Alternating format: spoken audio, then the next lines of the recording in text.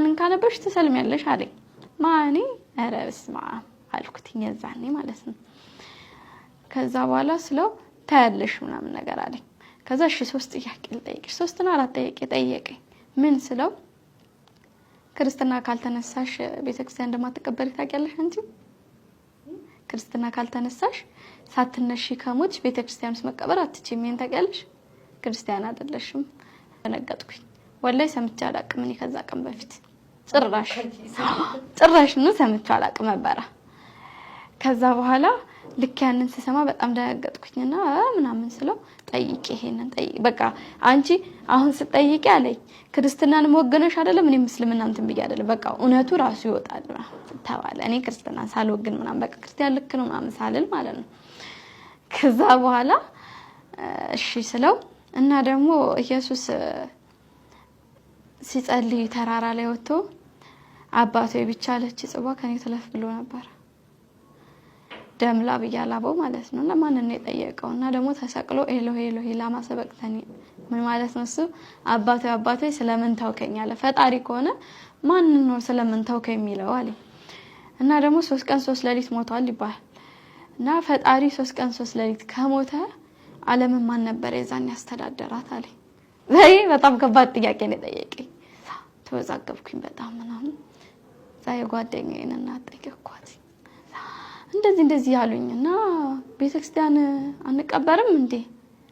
ስላት አው ግቢ ውስጥ መቀበር አይቻልም ማለት ደነገጥኩኝ ወላሂ በጣም ነበር የደነገጥኩት ለምን አላቆም ይሄንን ነገር እኔ ሰምቼም መቼም አላውቅም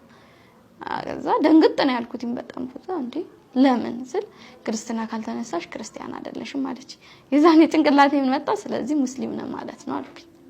ስንወለድ ሙስሊም የሚባለው እውነት ነው ማለት ነው አልኩኝ ከዛ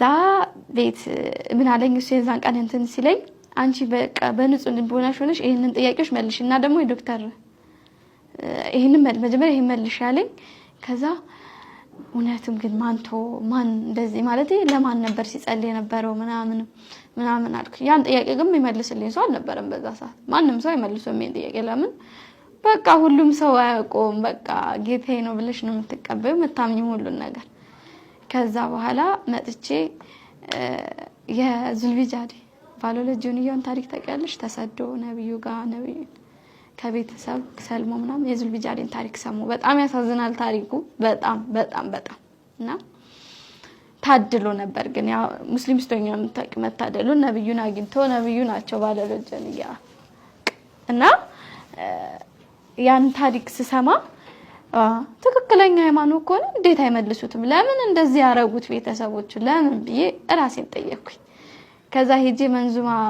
የመሐመድ ሙሰማ ነው እና ነሽዳ ነበር የሆነ የዛን ሰሞን የወጣ ረመዳን ላይ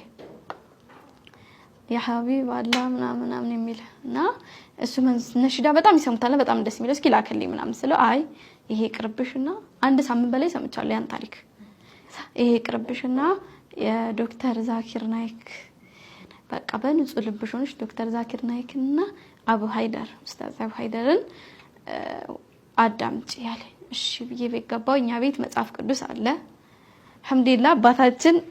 ታመቀ ስለ አባቴ እኔ ነገር አልችልም ምርጥ አባት ነበረኝ በጣም ምርጥ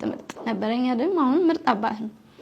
ካወራውታው 2 አመት ሆነኛል አይቾ ማውርቾ ማላቀ እንዳለክ ስለዛ በጣም መጽሐፍ ቅዱስ ያስጠናኝ ነበር አባቴ በጣም እና ቀስንገረፍ ራሱ መጽሐፍ ቅዱስ እንትን ላይ የማይቀጣ ልጅ ዲቃላ ነው አባስ ወላጅ እንደሌለው ነው ይቀጣ ይላልና ሲገርፈንላ እንደዛ መጽሐፍ ቅዱስ እንትን እየተባለ በጣም ያስጠናን ነበር አባቴ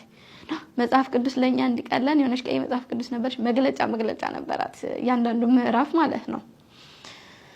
ከዛ ያንን አነሳሁኝና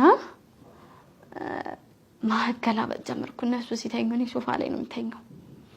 እና እያከላበጥኩ ሰማ ነበር ኤርፎን አድርጌ ከዛ እየሰማሁ ምናምን አይ ነበር በጣም ደነገጥኩኝ እየደነገጥኩ መምጣት በጣም መጨረሻ የደነገጥኩኝ ቸሩ ሆይ ስትለው ኢየሱስን እየተከተለች ስለምን ቸር ትይኛለሽ ካንድ ከእግዚአብሔር በስተቀር ቸር የለም በጣም ነው የደነገጥኩት በራሴ በጣም አፈርኩኝ ይወላ ጊዜ አላህ ጻኖኝ ይሻቅል የለኝም ያስብ ግን አላህ ይወላ ጊዜ ሰጥቶኝ ይወላ ጊዜ ኖሮኝ እንዴት ተከከለኛው ነገር ማወቅ ተሳነኝ ብዬ በጣም ነበር የከፋኝ